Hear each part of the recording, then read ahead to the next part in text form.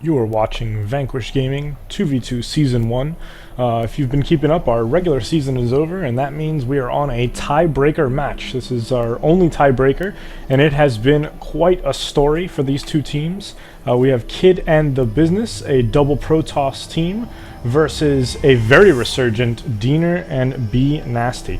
Now, Diener and bnasty on the verge of elimination pulled off an incredible upset against El Pollo Loco and Crump, thus saving their season and giving them one more shot at being able to make that final playoff spot. They are in an absolute dead heat. Here we are on TIEBREAKER Keep, where they will battle Kid and TheBusiness, a team that has struggled through the regular season, has barely gotten their footing here towards the end, and now they're looking to finally get a much needed win and solidify that fourth playoff option. The winner of this match, of course, will be seed number 4, and they will face the dreaded dude from Brazil and Cello, the only undefeated team in this VGL season. So, like I said, we're here on TIEBREAKER Keep. It's going to be a very interesting show of events. This is a map that has gotten a lot of playtime from our contestants, and just a very, very popular map in general.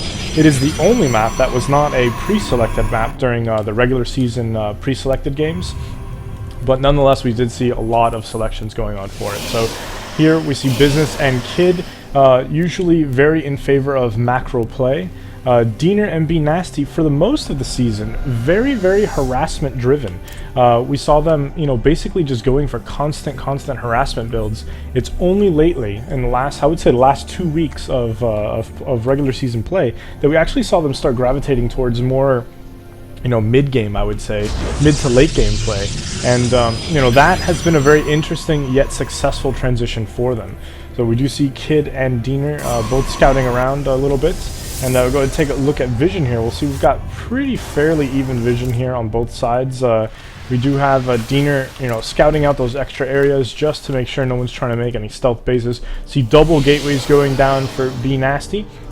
A single gateway going down for Kid, as well as TheBusiness. Business and Kid a little late on the start, so usually we see them, if it's allowed. They're usually pretty late to start building some units, like to take their time. Of course, their Week 7 matchup against dude from Brazil and Cello, first game very successful, but unfortunately they cracked that code pretty quick, and Business and Kid were basically out-harassed early on. And of course, a very controversial Game 3 6-pool, double 6-pool from dude from Brazil and Cello. Obviously not a risk here. Do see Diener going down with a second barracks. It looks like he's going to go ahead and pre-fortify these rock entrance here. We've seen a lot of neglect in these maps in TIEBREAKER Keep on this rock entrance here. A lot of people just completely ignoring it, not really doing a good job of scouting it. Business looks like he also has a pylon down here, so it looks like both of these teams doing a pretty good job of scouting out this area here. Do see some injured SCVs making their way back to report, saying, "Hey guys, guess what? They've got at least a couple units." And we do see a couple of zealots here. TheBusiness, known for his dancing units, sending his little patrols back and forth. And we do see a classic Diener bunker going down. Diener, a big fan of early bunker at the entrance. Do see a third gateway now going down. This is starting to look a lot like their marine zealot build that we've seen them do with pretty decent success in the past. It always comes down to whether or not they micro it on the right target. You see also warp gate tech going down for bnasty as well. Meanwhile, over here with some production, we see on Kid's side an early robo facility going down. This is very kid friendly. You like that pun there, kid friendly? So robo is a big thing that Kid likes to do early on. He loves using observers to scout out everything. If you do not have detection to counter his scouting abilities, you will pay for it. We do see another base going down here for bnasty. That will make a second base pretty early quick. We have not seen them try to take advantage of this natural. Same thing on the Kid and Business side. You see gateways going down all around, and Reapers for Diener. This should be very interesting. I believe we've only seen him use Reapers once for Diener throughout the regular season, and I believe they had minimal effect. We'll have to see if he can use them a little bit better in this game. And it looks like a very heavy investment here in Reaper. We see 3 tech labs going down on all 3 barracks. It's going to be very, very interesting. Let's go ahead and take a look at the unit tab a little bit. We've got 4 zealots and a single marine out versus two zealots, a sentry, and a stalker. So we don't really see a lot of units on either side of the fence here. It looks like both teams not looking to do a 7-minute push. Do see Kid's observer coming in here to try and take a look. He will spot these Reapers. Unfortunately, that means the gig is up for Diener, and those Reapers, we should see some kind of, well, it doesn't look like we have any forges. We do have an expansion coming down here, but no forges so far. So I don't know if they're obviously not going to be able to use cannons to deflect this, but they do have stalkers, which are pretty decent, especially with blink. They're pretty decent at countering these things. They do not have blink yet. Do see some immortals coming out as well that will help with the buildings and the rocks, but there is really no armored units here. So even with all the scouting information available, kids still opting to go with these immortals, and a little questionable there, because right now all we have is zealots and Reapers out, and really neither one are you know, really a good counter for immortals here. So we do see these Reapers on the move. They will go ahead and roll in on kids' attempted expansion here. We'll have to see if they stop at the expansion or if they're going to go for anything else. Looks like they'll throw a few shots there. It looks like they are going for the mineral line here. We don't see any movement on this army whatsoever, though, and we see them just kind of going to work here, already getting their money's worth on these workers. And it's an interesting choice here because we've seen that this was scouted ahead of time by Kid. We saw that, you know, he saw the Reapers, continued building immortals, and literally did not try to build any defenses here. And we see most of his workers getting completely eviscerated here. Business now also coming in here. We do see Business, though, ready with some sentries, so he will put an end to the Reaper threat. But you have to wonder what is going through Kid's mind. He sees the Reapers, he scouts it ahead of time, he continues building immortals, and you know, just a very questionable you know, chain of events there is, you know these Reapers are here. Why are you not doing anything about them? We have 3 more Reapers hanging out outside. We see a transition to Marauder. Of course, they've got eyes everywhere. bnasty, of course, now finally able to detect that. We see a missile turret going down, a very much needed missile turret there. And I do see this shuttle kind of hanging out here, this warp prism, with an immortal, a zealot, and a stalker. It sounds like the beginning of a bad joke. We see 3 Reapers now going out on the perimeter. We also see Kid trying to scout out this natural. He will be disappointed to know that it is not there. And Diener, very, you know, he is in a very good position here to try and do some harassment. And we see the Reapers going in, and they're going to go ahead and take out these workers. So let's take a look at the income tab, and you'll see how Kid is down to 12 workers. And he took out quite a few workers there from Business before he finally responded. We do see 3 more gateways going down, however, as well as some upgrades for Diener. And it looks like these stalkers will use that blink to take down these Reapers. And simultaneously, we do see Kid rolling in with the shuttle, trying to do harassment of his own. Unfortunately, he will be met by a missile turret. And this shuttle is now falling back. We do see some cannons going down as well. They are definitely aware that this shuttle is now poking around, and they want to go ahead and take care of it. This observer, on the other hand, still alive and well, spying on everything available. See lots and lots of upgrades coming down here. Another command center, of course, for Dieners. He's finally taking advantage of this outside expansion here. See 3 more stalkers roaming around from the Business, trying to find out you know, if there's any satellite bases, most likely going to scout those out. We do see some charge going down for bnasty. Be very useful with all these zealots. A couple of immortals coming down should cancel out the immortals we've seen from Kid so far. You know, haven't really seen too much commitment on Kid's part as far as build. He's just kind of all over the place. Those early immortals not really too useful. He is starting to finally saturate this expansion. We take a look at income. We'll see that a Kid falling behind, very unusual for Kid to be that far behind. However, the Business is kind of making up for it for both of them, as he is just you know, piling down the workers there. We do see this shuttle warping in, bnasty, of course, chasing it, making sure it stays honest. These stalkers checking out the rest of these expansions for the Business, making sure there's nothing else there. Do see these Marauders kind of like just trying to keep pace, I guess, a little bit with this warp prism here, making sure nothing else warps in. Other than that, we just see a lot of non-movement here. Twilight Council coming down, that should be very useful. Let's see if DT's Business going finally for 2 forges here, and we do see Kid with the robotics bay. I'm sorry, and that robotics bay is going to be interesting to see, because we take a look at the income tab here, and he's very behind at 28, just barely beginning to saturate this. That is not usually a very good starting point for Colossi. So we'll have to see what he does with that. He is maintaining this warp prism over here, though, against these 4 Marauders here.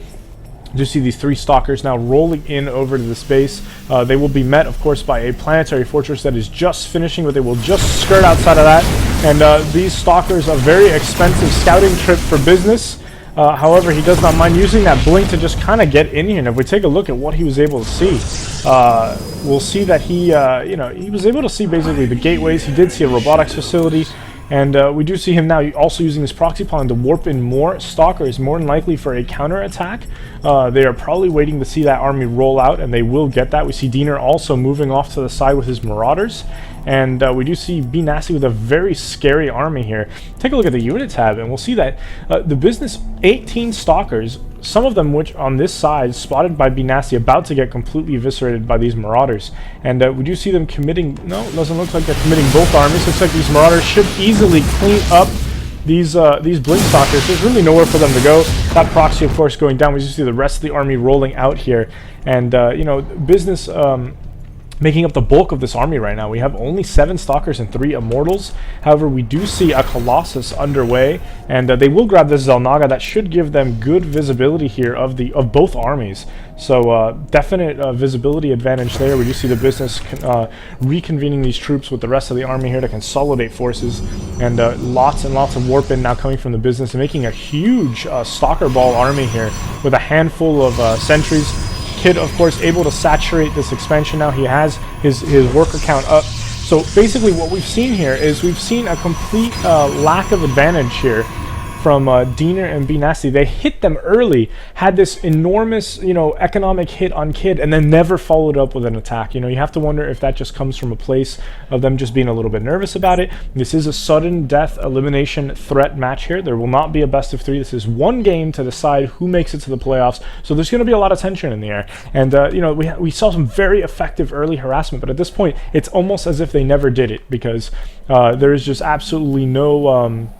you know, there's absolutely no counter on the advantage whatsoever. If you hurt someone's economy, you want to continue to hit them. Take advantage of the fact that you're both going to have more units and try to push in more and more. Unfortunately, they've allowed them to get back into this game. They really didn't capitalize on that early harassment at all. We do see some more stalkers rolling in now. A few seconds ago, there was a stalker that poked around in here, so they are fully aware of this base, and we do see business sending in a handful of stalkers to try and take down bnasty's third base. Meanwhile, we do see a warp in here from Kid. See some zealots coming in. Unfortunately, these Marauders are going to go ahead and slow them down, funnel them into this choke point here. The AI is not your friend right now, Kid.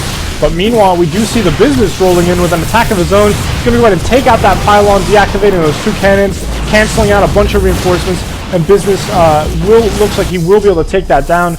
We do see Kid continuing to warp in brute force style these zealots here. Unfortunately, these Marauders cannot take out this warp prism. You do see finally Diener bringing in some Vikings here. Unfortunately, though, for bnasty, he will lose this base. That is why you do not bet 3 cannons on 1 pylon. Definitely want to have more defense there, especially since this base is really out of the way. I mean, a much easier selection would be right here, and it is a gold. It'd be much easier to defend. Do see Diener and bnasty basically saying, screw it, let's go ahead and attack. Now, Diener, very successful with Marauders against Protoss. Unfortunately, he does not have a lot of medevacs to back them up, and unfortunately these ranged Colossi are going to make a really big problem here. And these Colossi, of course, are going to take care of that Zealot problem. You see a nice push coming in here now on Diener and bnasty. These Immortals going toe-to-toe, and we do see a huge warp in now just from the business. My goodness, an enormous warp in. We see that unit count starting to sway in favor of Kid and the business, as business just basically saved them with an enormous warp in here. And this is not looking good at all for bnasty and Diener, as it looks like this army trade is going to slightly favor the business. We should see another warp in coming in here soon. And these Colossi doing a great job from Kid, just being able to hold this army off. And unfortunately sending them back, both armies basically being traded in that exchange there. And a very unfortunate turn of events there, as you know, it looked like Diener and bnasty may have had a good shot early on, and now unfortunately it is starting to sway in favor of Kid and the business. We do see the business just warping in non-stop units here. You see a stalker ball rolling in, but that is not going to be enough. Do see the harassment stalker ball. Looks like they're going to go and try to reconvene over there. We just see, look at all these gateways here. Lots and lots of gateways, but the business has mined out his main. He does not have another base just yet. Oh, I'm sorry. He does have another base just yet, but he is not mining it yet. So, unfortunately, these workers are just going completely to waste. He needs to get them over here as quickly as possible, try to mine out this gold. bnasty, of course, having eyes on this, but they are not really in a position to try and take anything out. Diener could use a buildup of Vikings to try and go over there and snipe it, but It is not looking good right now for these two teams. The economic advantage should start to be swaying in favor of Diener and bnasty, unless the business can move those workers over there. Kid, of course, a little late to the party, but with 63 workers, has more than overcompensated for his early shortcomings here. That harassment has been completely bought back. We do see another army here from Diener and bnasty kind of rolling in, trying to clean up these lasting stalkers here from the business. You see him blinking inside the base. We'll buy him a little bit of time, but unfortunately just does not have enough units to deal with this enormous army here. And right now, Diener's biggest problem is just not enough medevacs. So we've seen them not capitalize on an early attack, and now they are not repeating the success story they had against Foyo and Crump. They are not using a massive medevacs to keep those very beefy stalkers, marauders alive. And we do see bnasty learning from his mistake, putting down lots more cannons and pylons, and we do see an engagement here. A nice surround here from Kid and the business, catching them a little off guard. A small army from Kid making all the difference here, as these immortals just roll in here and completely decimate the immortal side of bnasty's army, and they are just picking off the rest of this army as they roll through here. And we do see a nice marauder count coming here from Diener, but just not enough medevacs. And that is something he's going to have to correct. We do see Kid as well building some proxy pylons out here. Looks like he may try to go for a third base. We do also see the business finally oversaturating. Needs to get some of those, of course, on gas. Now, we do see some interesting selections here. We see some more sentries coming in. We have not seen them since the Reaper threat early in the game. This is definitely turning into a huge grudge match here, as it is just going toe-to-toe. We do see, though, that Kid has mined out his main. His income is now dropping. We do see Diener and business taking up the mantle as main income bearers, the main breadwinners of their respective teams. And this is by all means a very dead even game here. The only hole I see is that Diener and bnasty, their unit count is just not able to keep up, really. And without some kind of medevacs helping out those marauders, they are going to be more vulnerable, especially when these sentries come into play and can push them back just a little bit. We do also see some zealots here marching in on what they're going to discover is Kid's base here, and go ahead and take that out. bnasty, of course, scouting that. We do see, unfortunately, the army's been a little separated from the main base, and looks like Kid and the business are going to take advantage of this and just completely obliterate this wall here, which is most of the production capability of Diener. That is going to be very bad for him. This army moving very slowly, needs to stem that army in here, and unfortunately just being caught completely out of position. A big mistake here from bnasty and Diener, as Kid and the business will lose this army, but not before the business will warp in replacements. And we do have now two Colossi coming in as well. This is going to spell certain doom for Diener and bnasty. A Colossi of their own going down, though, but with Diener losing most of his production facilities here and being a little underproduced to begin with, unfortunately they are not going to have enough to beat this back. And it looks like Diener and bnasty are going to throw down the GGs, and that is going to be the game there. It looks like the business and Kid will survive this sudden death matchup and will make it to the playoffs. So that fourth spot officially going to the business and Kid. A great showing, though, from Diener and bnasty, as they did give it their all, and a very, very close sudden death match game there. But business and Kid advancing to the playoffs. They will take the 4th seed and will play the semifinal match against an undefeated dude from Brazil and Celo. Still a good round of applause from a very resurgent bnasty and Diener. I am more than certain that next season we will see them continue on that path as they continue to rise to be one of the more formidable teams in the VGL. But a huge congratulations again to business and bnasty, and we'll have to see how their exciting matchup, and a rematch at that, against an undefeated dude from Brazil and Celo will play out in the coming week.